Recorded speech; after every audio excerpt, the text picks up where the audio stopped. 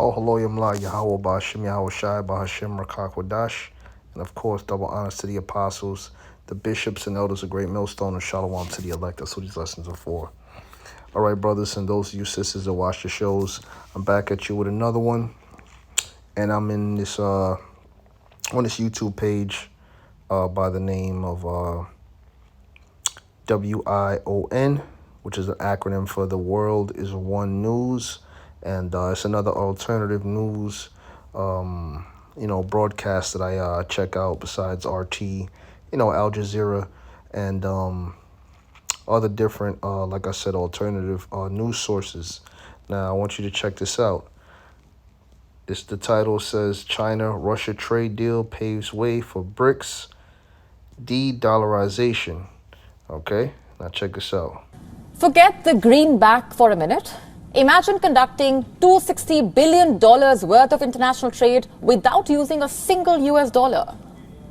Well, that's exactly what China and Russia are pulling off this year. And it's a move that could significantly dent the dominance of the US dollar, which has reigned supreme for decades. De-dollarization, in simpler terms, is the process of countries reducing their reliance on the US dollar for international transactions.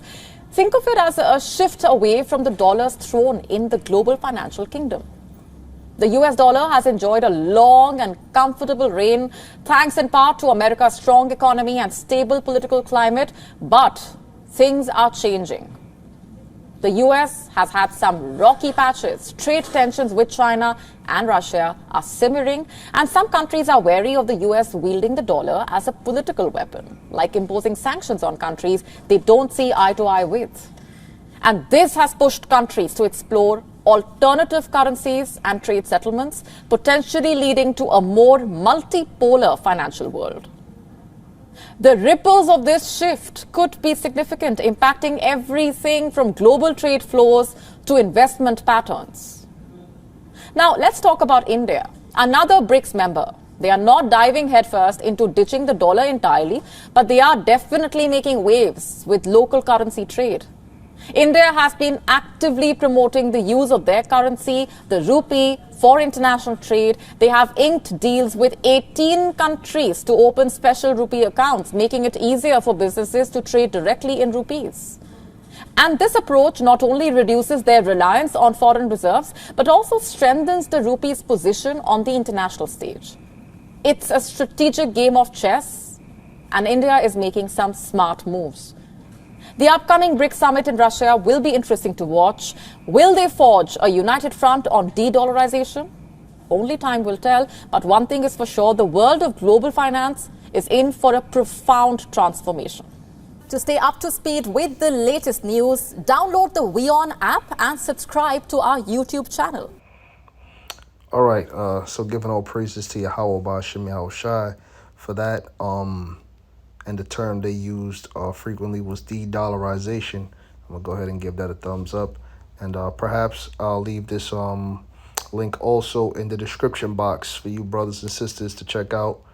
And you should go ahead and subscribe to this page. It's a lot of good, like I said, alternative news, a lot of details that's going on, around the upcoming, economic collapse, which we are getting ready to approach, economic collapse. Now, here in the U.S. national debt clock, or the U.S. debt clock.org, you see that the national debt is at 34 trillion 698 billion 276 million and counting. All right, and this goes into the book of Habakkuk, where it tells you that, matter of fact, let me just go to it real quick. I had something else I had wanted to go to before, but the spirit, you know how the spirit is. Habakkuk 2. All right, so let's just shoot right to the point. Let me see. Bear me one moment. I gotta find it.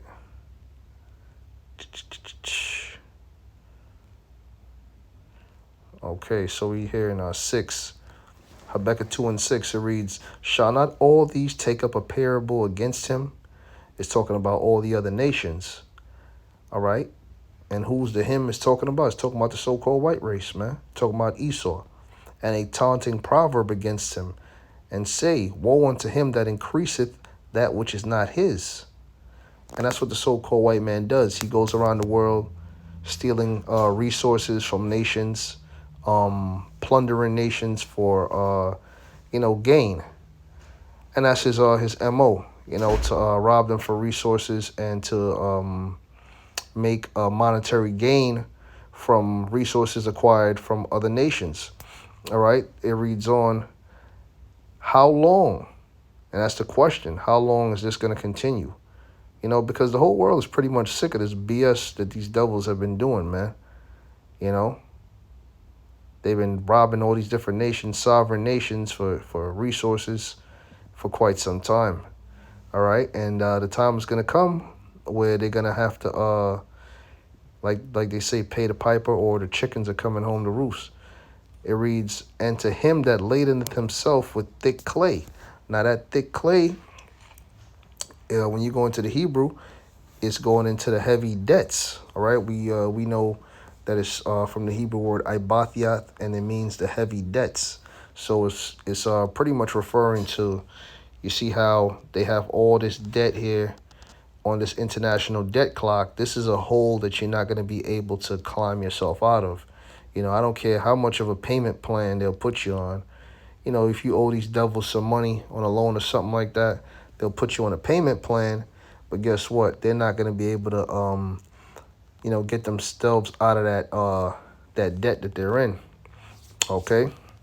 And this is the Most High, Yahweh, Ba'ashem Yahushua, bringing these devils down. Okay? So from here, where I want to go? I want to go to this article real quick. And it was published April 4th, 2024, the hopeful year of Jacob's trouble. Lord willing, things get on and cracking this year. Now the question I have is, will this great economic collapse that's coming, is this going to usher in the C-HIP? Because we need a great catalyst to usher in the C-HIP, all right? And majority of times, the way things are looking, it's gonna take an economical collapse to usher it in, all right? But that's the time we in, man. We approaching that time steadily, and all the pieces are in place on the chessboard. All right, you have the war going on with Russia and Ukraine. You have the war going on with Israel and Palestine. You have Taiwan and China. All right, North and South Korea. These wars are brewing around the same time. World War III is brewing around the same time as this economical collapse. So the Heavenly Father has all the pieces on the board in play in their proper position. For prophecy's sake, okay? So eventually the C-HIP will be mandatory, as it tells you in the book of Revelation, the 13th chapter, and reading onwards in the 14th chapter. So as we continue, the U.S. economy is flashing a recession warning that has only been wrong once in the last century, top economists say. All right? So eventually this place is going down, and all the signs are there, soon the U.S. currency is not going to be worth anything. As we watched in the video in the beginning, it spoke about the de-dollarization. All right. Now, once these these sovereign nations stop dealing with U.S. currency, America is going to become, the U.S. dollar is going to become a thing of the past. All right. Now, in the ancient world, currency was gold, silver, precious stones, lands, livestock, and things of that nature. All right, it wasn't paper dollars.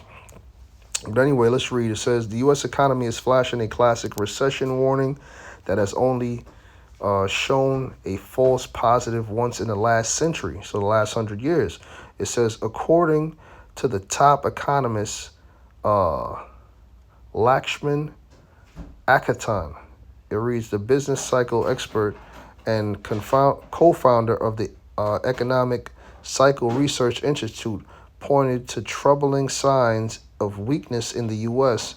with warning signs of a downturn cropping up uh, in multiple areas of the economy. The ERI, leading economic index, the economic indicator with a near perfect track record, has stated to decline. Has started to decline over the last year, Akaton said, speaking to a webcast with Rosenberg Research on Wednesday. The decline in the index has started to level out in recent months. Still, a fall in the index has been followed by a recession every time over the last 120 years, he noted, with the exception of when the index declined after World War II. Okay, now it's funny that they mention World War II, in this economic you know, how you call it, this economic literature, because wartime also dictates an economy, whether or not the government is going to put their money into weaponry or going to put their money into the funding of the citizens to for the future. Now, as I was speaking to my wife also she clued me in about how with all this war going on, a lot of college kids that wanted to go to college and have a free ride, they'll get financial aid. They're not being able to get financial aid now because of the money being put into war.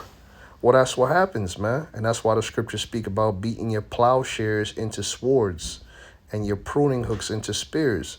So the funding that you would use for your economy, it's agriculture, or to further your citizens to become, great minds, all right, if you will. Now you're gonna put that money into war, and that's the time we're approaching. All right. So from here,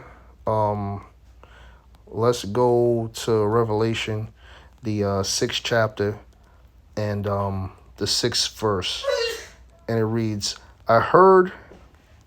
Let me see. I heard a voice in the midst. I heard a voice in the midst of the four beasts say, "A measure of wheat for a penny, and 3 measures of barley for a penny, and see thou hurt not the oil and the wine." Now, you go into your churches and ask them, well, what is that talking about, Pastor? The pastor don't know what the hell that's talking about, man, because he's lost just like you lost. That's why the scripture says, if the blind lead the blind, both shall fall into the ditch. All right? The spirit of Yahweh Shem Yahushua is dealing with the prophets, man. That's talking about super hyperinflation. All right? Now, that penny that is talking about there, when you go into it, is talking about the denarius. And the denarius was a day's wages during the time of the Roman Empire, which we know that the Lord, when he came on the scene during the time of the Roman Empire. So you read it here. All right. It says 200 sestertii, or 50 denarii, was the substance wage per year for adults. 1 denarius a day was a good wage during the time of, it says Jesus, but we know his name was Yahweh Shai. All right. So you get paid having a good job. You get paid 1 denarius a day during the Lord's time. All right. So pretty much what it's saying is that it's going to take you a whole day's wages to buy, a loaf of bread. You see that? A measure of wheat for a penny and 3 measures of barley for a penny. That's super hyperinflation. And see thou hurt not the oil and the wine. The oil and the wine is talking about the men that have this wisdom, knowledge, and understanding. Hey, because this truth is likened unto oil, okay, and it's also likened unto wine, all right? So what's going to happen is that the men of the Lord are going to be protected during these times, all right? We don't have to be in the spirit of a doomsday prepper, looking to stock up all kind of canned goods and and try to ride this thing out. You know, our hope is in the salvation to come. And guess what? Yahweh Ba'Shem Yahushua is going to destroy this place, man. There's going to be a great famine. A lot of you people are going to be destroyed, by starvation and things of that nature, and ultimately nuclear destruction. Hey, but prior to that, like I said earlier, you got to go to Revelation the 13th chapter. This is going to be on the rise. All right, that C hip, that's right. All right, and it says uh it says it right here in Revelation 13 and 16, and he calls it all, both small and great, rich and poor, free and bond, to receive a mark in their right hand or their foreheads. And that mark right there is from the Hebrew word, pardon me, not the Hebrew, it's from the Greek charagma. All right, charagma, a stamp, an imprinted mark. It says of